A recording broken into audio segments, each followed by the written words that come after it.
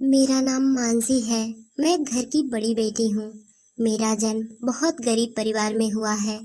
मेरे से छोटा मेरा एक भाई भी है। मेरे पिताजी 2 साल पहले किसी लंबी बीमारी के कारण गुजर चुके हैं। पिताजी के गुजर जाने के बाद घर की सारी जिम्मेदारी मेरी माँ पर आ चुकी थी। माँ किसी तरह हम भाई बहन का पेट पाल रही थी। समय किसी तरह गुजर रहा था। मैं भी अब 18 साल की हो चुकी थी। समय के साथ माँ भी अब बीमार रहने लगी थी। माँ के बीमार रहने के कारण घर में खाने खाने की तंगी आने लगी। इसलिए मैंने बाहर जाकर काम करने के बारे में सोचा, जिससे मैं अपने घर वालों की कुछ मदद कर सकूं। मैं ज़्यादा पढ़ी लिखी तो नहीं थी, बस किसी तरह 8वीं पास थी। इसलिए मैं पार्लर जाकर काम करने के बारे में सोची। मैं एक पार्लर वाली के पास गई और मैंने उनसे अपने घर की सारी परेशानी बताई। वो बहुत अच्छी थी। मेरी परेशानी समझकर उन्होंने मुझे फ्री में ब्यूटिशियन कोर्स सिखाया। कुछ दिन बाद उन्होंने मुझे हेल्पर के तौर पर अपने पार्लर में रख लिया। पार्लर में काम करने के बाद मुझे थोड़े बहुत पैसे मिल जाते, जिससे मेरे घर का खर्च किसी तरह चल जाता। समय अपनी रफ्तार से चल रहा था। एक दिन मैं अपने काम पर जा रही थी। मैंने देखा एक बड़ी सी कार मेरे सामने से गुजरी। उस कार में एक यंग लड़का था, जो लगभग 25 से 26 साल का था। वो मुझे देखकर मुस्कुराया। उसे मुस्कुराता हुआ देख मेरी और उसकी नजरें आपस में मिल गईं। तो मैंने घबराकर अपनी नजरें नीचे कर लीं। पर ये वाकया अब हर रोज का बन गया। मैं जब भी अपने काम पर जाती, वो बड़ी सी कार मेरे सामने से गुजरती और उस गाड़ी में बैठा लड़का हर रोज मुझे देखकर मुस्कुराता। एक दिन वो कार मेरे सामने आकर खड़ी हो गई। अचानक बड़ी सी गाड़ी अपने सामने खड़ा होता हुआ देखकर मैं सहम गई। उस गाड़ी से वही लड़का निकला जो मुझे देखकर हर रोज मुस्कुराता था। उसने मुझे रोककर मेरा नाम पूछा, पर मैंने उस लड़के से कहा कि आप मेरा नाम क्यों जानना चाहते हैं। उस लड़के ने मुस्कुराकर मुझसे कहा, बस वैसे ही, आप मुझे बहुत अच्छी लगती हैं। पर मैंने उस लड़के को अपना नाम बताने से इनकार कर दिया और वहां से चली गई। पर ये सिलसिला अब हर रोज का हो गया। जब भी मैं अपने काम पर जाती, वो लड़का मेरे सामने गाड़ी रोककर मेरा नाम पूछने लगता। एक दिन मैंने उसे अपना नाम बता ही दिया और बदले में उसका नाम भी पूछा। उसका नाम आशुतोष था। आशुतोष और मैं अब हर रोज उसी रास्ते पर मिलते। हमारा ये मिलना जुलना कब प्यार में बदल गया पता ही नहीं चला। मैं और आशुतोष एक दूसरे से प्यार करने लगे। आशुतोष ने मेरे बारे में जानने की कोशिश की। मैंने आशुतोष को अपनी और अपने घर की पूरी कहानी बता दी। मैंने भी आशुतोष के घर वालों के बारे में पूछा। आशुतोष के घर में आशुतोष और उसकी माँ रहती थी। 6 महीने पहले उसके पिताजी किसी लंबी बीमारी के कारण गुजर गए थे। हमारा ये मिलना जुलना अब जरूरत से ज्यादा बढ़ने लगा। आशुतोष के साथ मेरी ये मोहब्बत किसी ख्वाब से कम नहीं थी, क्योंकि मैं एक गरीब घराने की कम पढ़ी लिखी लड़की थी। पर आशुतोष एक अमीर खानदान का इकलौता वारिस था। एक दिन आशुतोष मुझे अपनी माँ से मिलाने अपने घर लेकर गया। आशुतोष का घर किसी महल से कम नहीं था। आशुतोष के घर में हर वो चीज मौजूद थी जिसे देखकर मुझे यकीन नहीं हो रहा था कि कुछ दिन में मैं इस घर की बहू बनने वाली हूँ। मैं थोड़ी घबरा रही थी कि आशुतोष की माँ मुझे अपने घर की बहू बनाने से इनकार न कर दें। पर उनसे मिलने के बाद मुझे बहुत सुकून मिला, क्योंकि वो बहुत अच्छी और मिलनसार औरत थी। आशुतोष ने अपनी माँ को मेरे बारे में सब कुछ बता दिया। उन्हें इस बात पर कोई ऐतराज नहीं था कि मैं एक गरीब घर की हूँ, बल्कि वो तो मुझे देखते ही अपनी बहू बनाने को तैयार हो गईं। मेरी जिंदगी में ये वाकया होना किसी फिल्मी कहानी से कम नहीं था। कुछ दिन बाद आशुतोष और आशुतोष की माँ मेरे घर मेरी माँ से मेरा हाथ मांगने आए। मेरे लिए इतने बड़े घर से रिश्ते आना मेरी और मेरी माँ के लिए किसी ख्वाब से कम नहीं था। मेरी माँ और मेरे भाई सभी बहुत खुश हुए। कुछ ही दिनों में मेरी शादी आशुतोष से हो गई। मैं दुल्हन बन आशुतोष के घर आई, पर यहाँ आते ही मेरे सारे ख्वाब चकनाचूर हो गए। शादी की पहली रात ही आशुतोष ने मुझसे कहा, वो मुझसे नहीं बल्कि किसी और से प्यार करते हैं। मुझसे शादी का ढोंग तो वो अपनी माँ का दिल रखने के लिए किए, क्योंकि अपने पति के गुजर जाने के बाद उनकी माँ दिल के बीमारी की मरीज हो गई हैं। डॉक्टर ने कहा है कि वो कुछ ही दिनों की मेहमान है। आशुतोष ने मुझसे कहा, अपनी माँ के न रहने के बाद मैं तुम्हें तलाक दे दूंगा और उसको दुल्हन बनाकर अपने घर बुला लूंगा, जिसे मैं बहुत प्यार करता हूँ। ये सब बात सुनने के बाद मैंने गुस्से में आशुतोष से कहा, पर वो औरत है कौन जिसे आप बेहद प्यार करते हैं? उन्होंने बताया कि वो एक शादीशुदा औरत है। आशुतोष ने कहा, तुम तभी तक इस घर में रह सकती हो जब तक मेरी माँ जिंदा है। अपने पति के बारे में इतनी बड़ी सच्चाई जानने के बाद तो मैं फूट फूट कर रोने लगी, पर मैं चाह कर भी कुछ कर नहीं सकती थी। आशुतोष ने मुझसे शादी इसलिए की थी क्योंकि आशुतोष की माँ उस शादीशुदा औरत से आशुतोष की शादी करवाना नहीं चाहती थी। इसलिए आशुतोष ने मुझे अपने प्यार के जाल में फंसाया और मुझसे शादी की। मैं एक गरीब और अनपढ़ लड़की थी, जाती भी तो कहाँ जाती। मायके में भी मेरी बूढ़ी माँ और भाई किसी तरह अपनी जिंदगी गुजार रहे थे।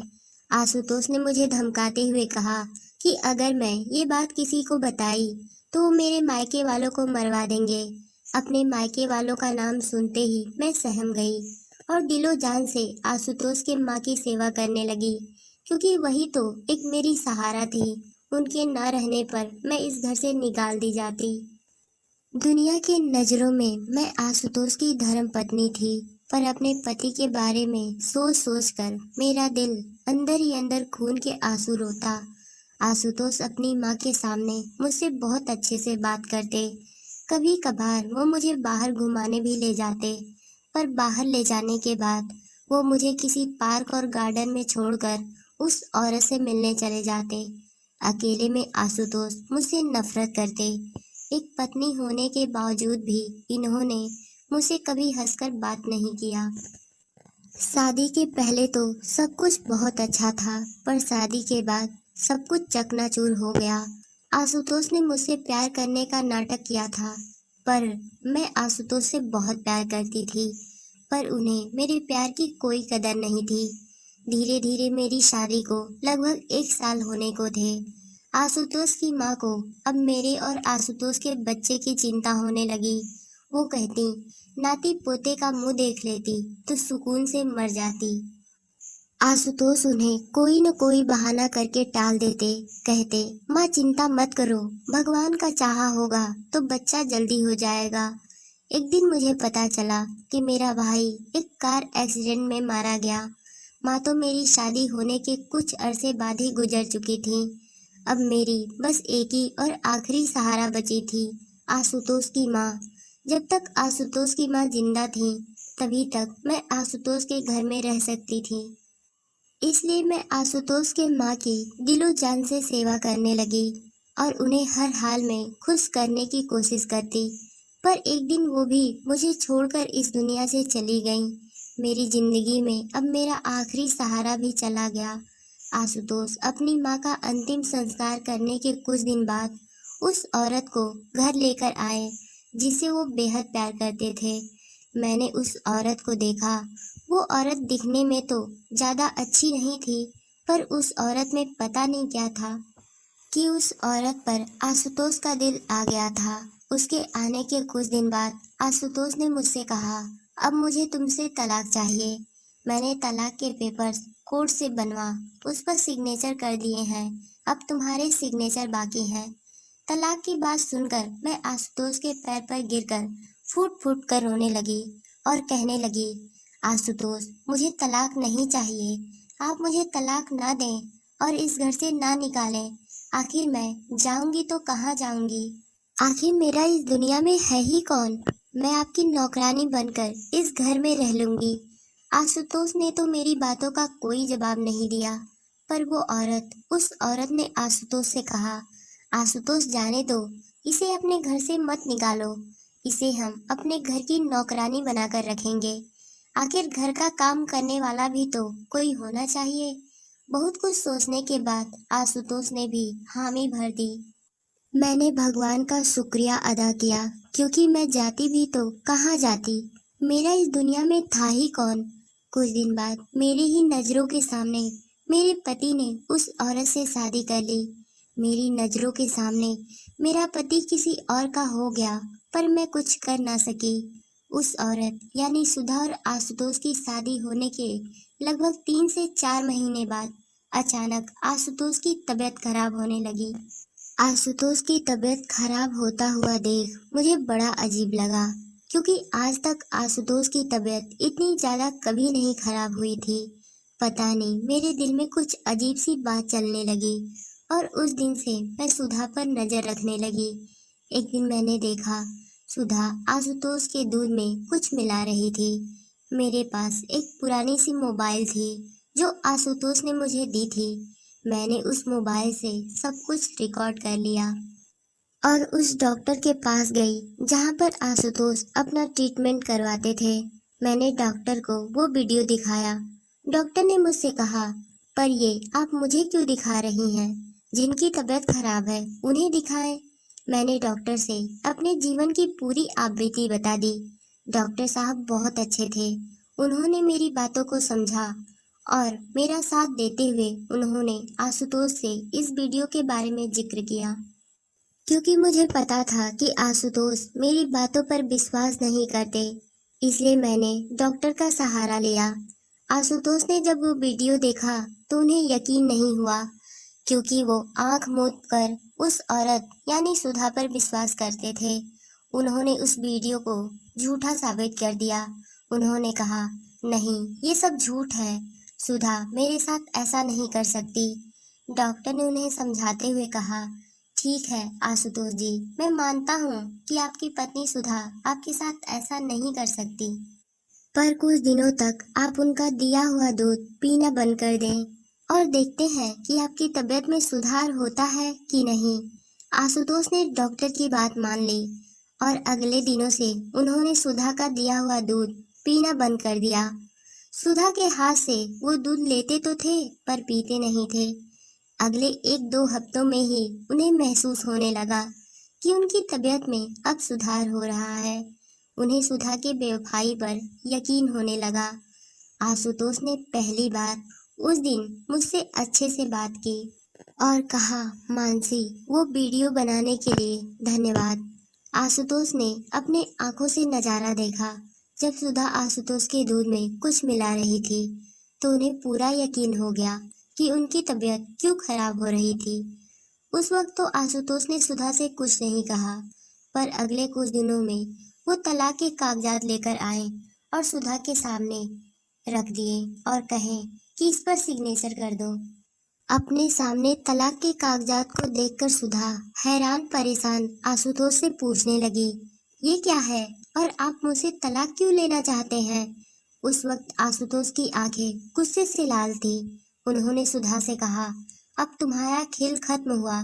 तुम्हारे लिए बस यही बेहतर होगा कि तुम इस पर सिग्नेचर कर दो। मुझे सब पता चल गया है कि तुम मेरे दूध में क्या मिलाती थी।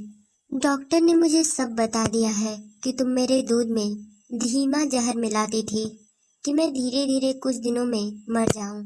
आखिर तुमने मेरे साथ ऐसा क्यों किया? सुधा के पास छुपाने के लिए अब कुछ बचा नहीं था, इसलिए उसने सारी बातें उगल दी। उसने कहा, मैं तुम्हें इसलिए मारना चाहती थी कि मैं तुम्हारे पूरे प्रॉपर्टी की मालकिन बन जाऊं। मैंने तुमसे शादी तुम्हारी प्रॉपर्टी पाने के लिए तो की थी। आशुतोष और सुधा में जब ये सारी बातें हो रही थी तो मैं अपने मोबाइल में उनकी सारी बातें रिकॉर्ड कर रही थी। मैंने कुछ देर बाद पुलिस को फोन किया। पुलिस आई और मैंने वीडियो दिखाया और पुलिस सुधा को पकड़ कर ले गई। आज मैं आशुतोष के साथ रहती हूँ। आशुतोष मुझसे बहुत प्यार करते हैं। मैं बहुत खुश हूँ क्योंकि मुझे मेरा प्यार वापस मिल गया है। कहते हैं ना कि भगवान के पास देर है अंधेर नहीं। गलत काम का अंजाम हमेशा गलत होता है और सही काम का हमेशा सही।